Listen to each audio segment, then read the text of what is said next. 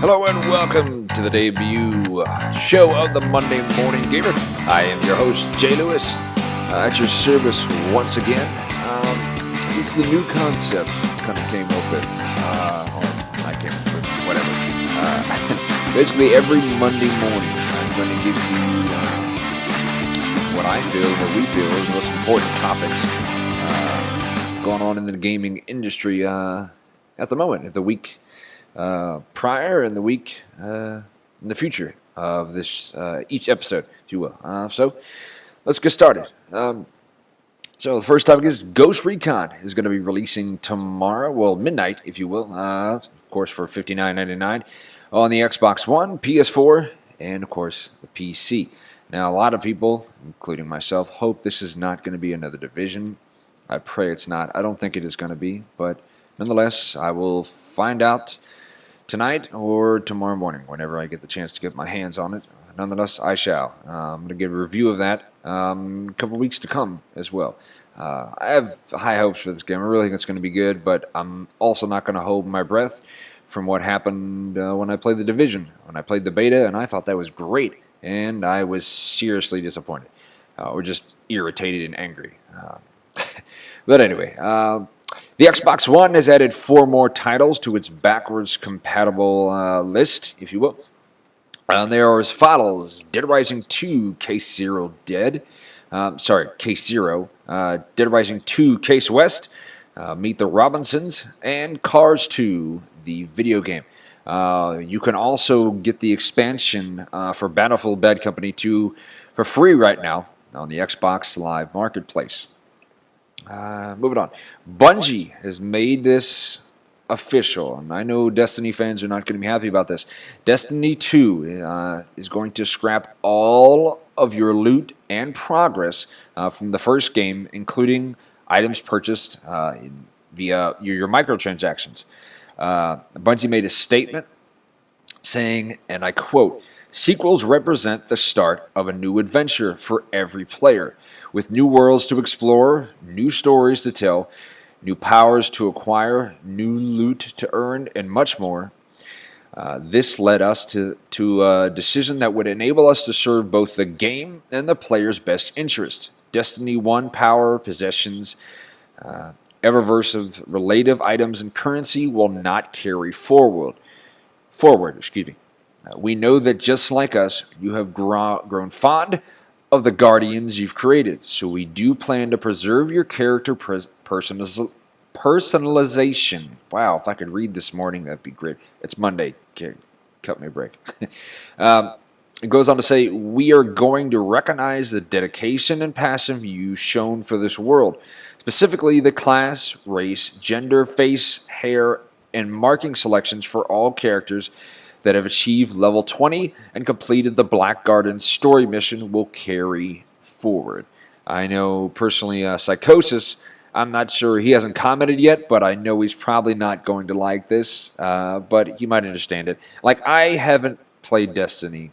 I did a little bit, but I didn't like it that much. But,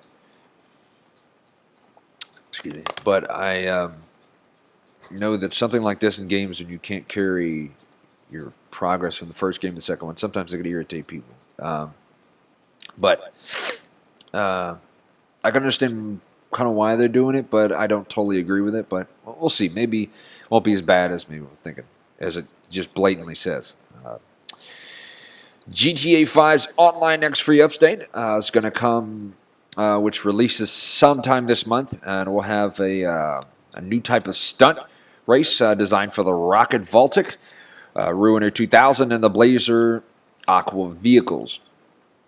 Also, Rockstar has promised that later this year they're going to release a new adversary mode, which includes Resurrection, which is supposed to be some kind of a gallows humor take on Dodgeball, and a top-down nostalgic 2D GTA era with explosive twists.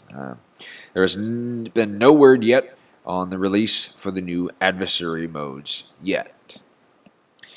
I know those of you who listened to the podcast lately. The last month's Generation Gaming podcast. And then the other day, we released a special edition of the Generation Gaming podcast on the Nintendo Switch. And myself and Psychosis have kind of been pretty negative. Now, I know Zelda has gotten great reviews, and the console in general, Switch, is doing pretty well since its release, and it's only been a few days. But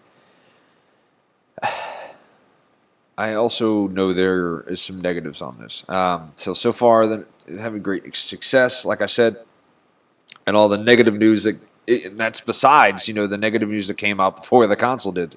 Well, guess what? I have negative factual news on the Switch. I keep saying Twitch. I've been doing that for the last couple of days. I'm sorry. On the Switch's micro SD cards. Okay, so apparently when you try to use your micro SD card on another Switch console, a message will pop up, and quote, it'll say, this micro SD card is being used by another Nintendo Switch console, or was used on this console before it was initialized. Delete the Nintendo Switch data on the micro SD card to use it on this console. Okay, I'm sorry, but I have to say that Nintendo Switch's lack of transferring your game saves across, consoles honestly seems like an auto mission, especially since the console is already lacking in an online cloud backups. For those saves. So I don't know. It's some of the decisions they're doing with the Switch, scratching my head. And I know if you're a Nintendo fan, you love Nintendo games, then you're really not going to care what some of the problems are. But the Switch save data is it's stored in the console system memory, and at the moment there's no way it can be copied to an external storage medium. Well, I want to say thank you so much for checking out the debut episode of the Monday Morning Gamer. I hope you join me next Monday here on the Generation Gaming page and the Generation Gaming group. I am Jay Lewis. This is Generation Gaming for the gamers by the gamers.